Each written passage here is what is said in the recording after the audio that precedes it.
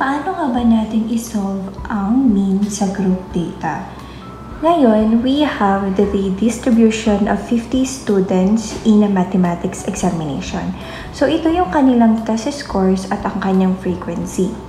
Sa pag-compute ng ating mean for group data, meron tayong ginagamit na formula na kung saan we have the mean is equal to the summation of our frequency multiplied by the class mark, and then we divide it into the total number of observations. So ngayon, dito sa ating formula, present ngayon siya ng frequency at class mark. Paano nga ba natin kunin ang class mark?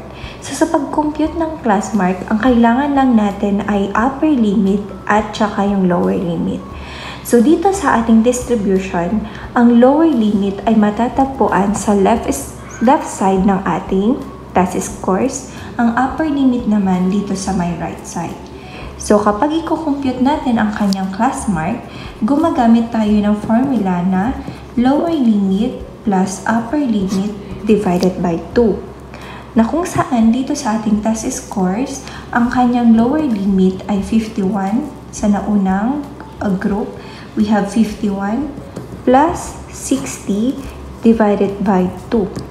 So 51 plus 60 is 111 divided by 2, we get 55.5. At kapag dediretsahin natin ito, makakuha natin itong ating given na 55.5, next is 65.5 until 95.5. So after which, dito sa ating formula, kailangan nating i-multiply ang frequency at saka yung kanyang class mark.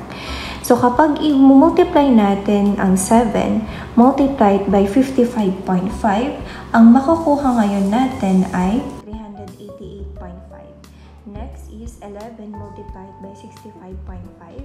We will get 720.5. Next, 9 multiplied by 75.5, we will get 679.5. 13 multiplied by 85.5 is equal to 1,111.5. And lastly, we have 10 multiplied by 95.5, we will get 955.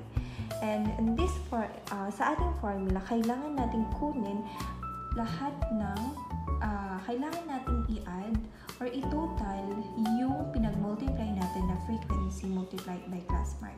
So kapag kukunin natin yung kanyang summation, makukuha natin dito ay 3,855. So with this, nakuha na natin ang kanyang summation.